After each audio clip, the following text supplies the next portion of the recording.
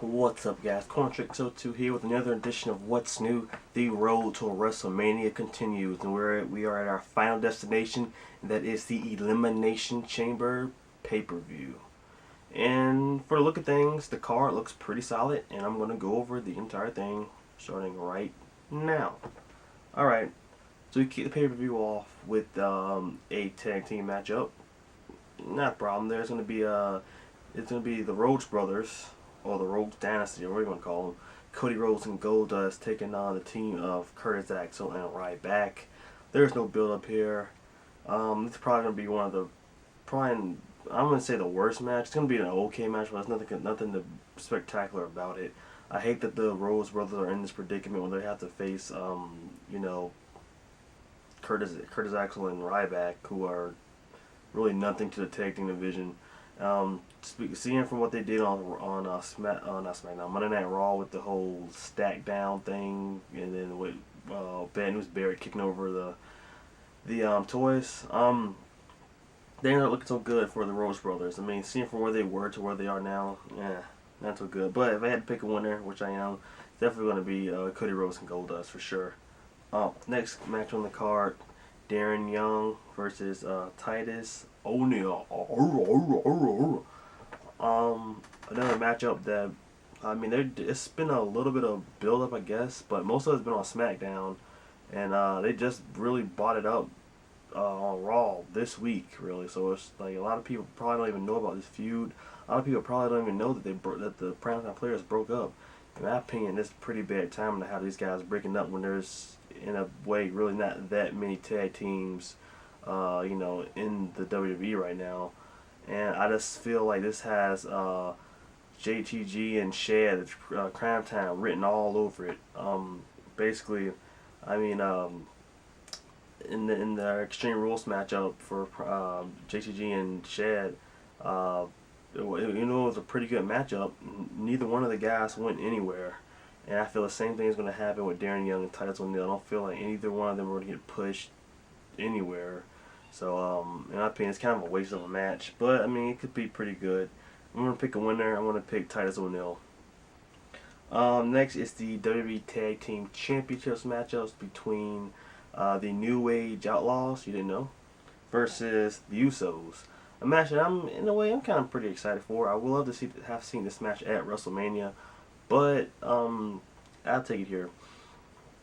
I feel that this match is going to be really, really good. The Outlaws, I mean, not as great as they were in their prime, but they're still pretty good. And the Usos, probably the best tag team in the WWE right now. They are amazing. They are exciting.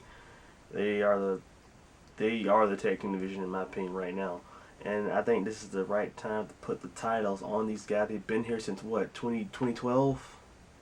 Maybe a little bit before that, 2011, I don't know, whenever it was that they arrived in the WWE and attacked the Hart Dynasty. Let these guys they need the tag team championship. They deserve the tag team championship. That's the only real legit tag team in the WWE.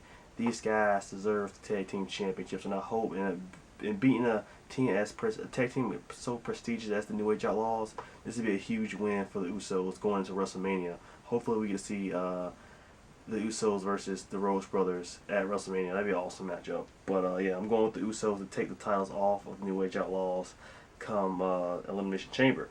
Next, another mid-card matchup. Well, we actually have a lot of mid-card matches on this pay-per-view. Good job, WWE. Next is the Intercontinental Championship matchup between Big E, Langston. Big E. No more Langston, just Big E now. I don't know why. Versus Jack Swagger of the Real Americans. This matchup, it's a little bit of build up here and there over the past week and a half. But in the end, I don't see this being like the greatest match on the card, but definitely decent. Seeing that Jack Swagger and Big Langston are pretty good workers, this should be pretty good. But I'm gonna give the win to Big Langston, and Jack Swagger gonna lose, and this gonna have. I feel like this whole thing is gonna end up coming to the destruction of the Real Americans, which I don't want to see happen right now, but it probably is. Next we have Batista versus Alberto Del Rio. Probably the most predictable matchup on the card. really, I'm kind of disappointed in the build-up of this matchup. They had a little back and forth, and with Del Rio attacking Batista like 2 weeks ago. But I mean, what in the hell? Batista's here. He's as much as people don't want him, he's a big star. He's a big star, and he won the Royal Rumble, and we barely even see him on Raw. I mean, I didn't even know this match was happening until I looked online and said, "Oh man, there's Batista versus Del Rio on the Elimination Chamber pay-per-view."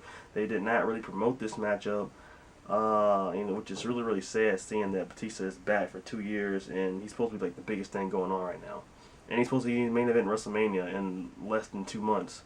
So I'm really disappointed in that.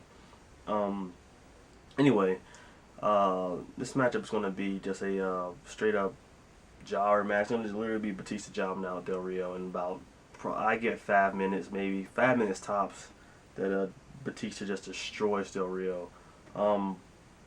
Yeah, though, there's no real build up to it. This match is going to be like, it's going to be the greatest matchup, but hopefully we get to see more Batista.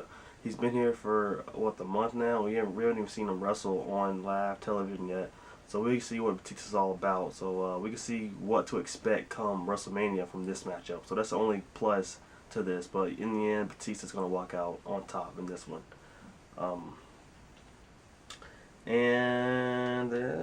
Before I get to the big matches, let me see if there's anything else. Alright, let's get to the big boys. Probably the most anticipated matchup, in my opinion, more anticipated than the Elimination Chamber itself. It's going to be the 6-man tag against two of the biggest factions in the past 5 years. The Wyatt family versus the Shield. Dean Ambrose, Roman Reigns, Seth Rollins versus Bray Wyatt, Luke Harper, and Eric Rowan.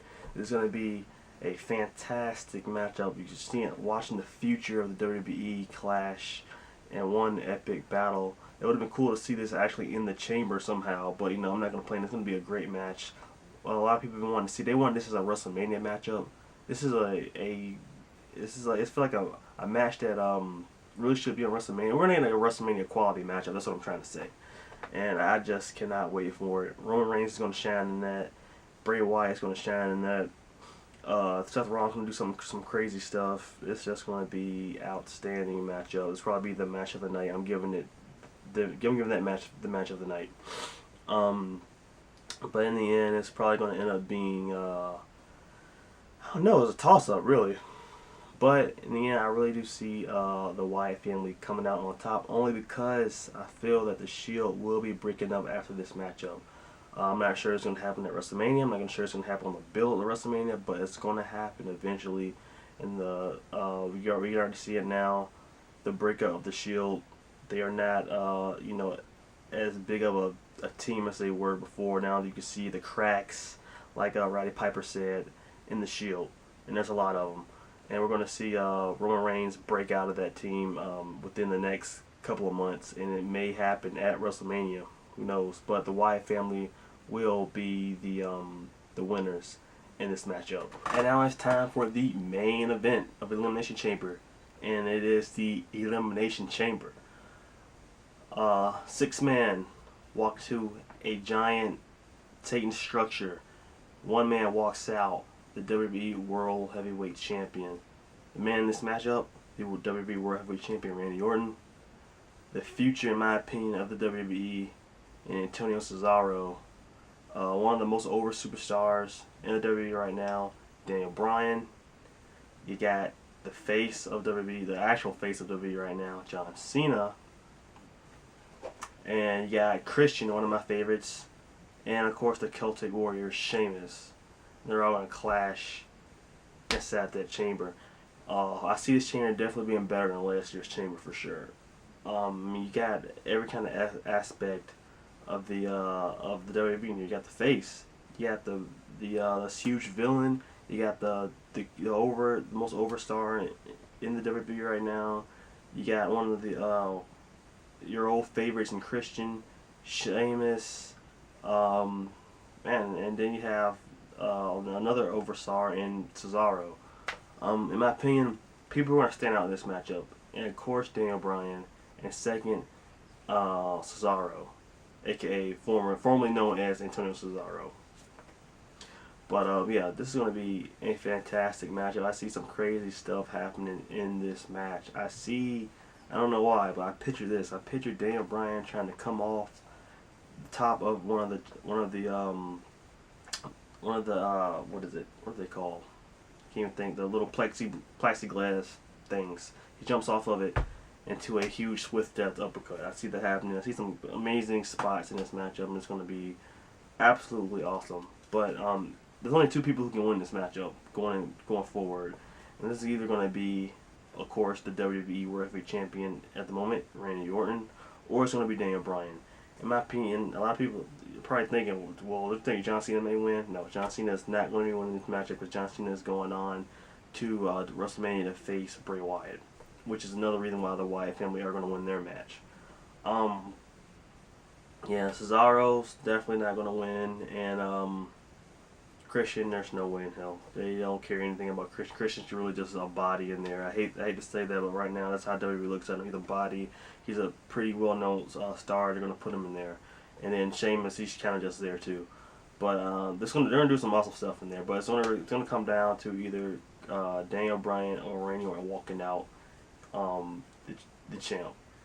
So the thing I really think is going to come down to actually Randy Orton and Daniel Bryan in the end somehow. I think John Cena's going to get eliminated somehow. The Wyatts are going to get involved. I don't know how, but I feel Cesaro is going to eliminate John Cena somehow.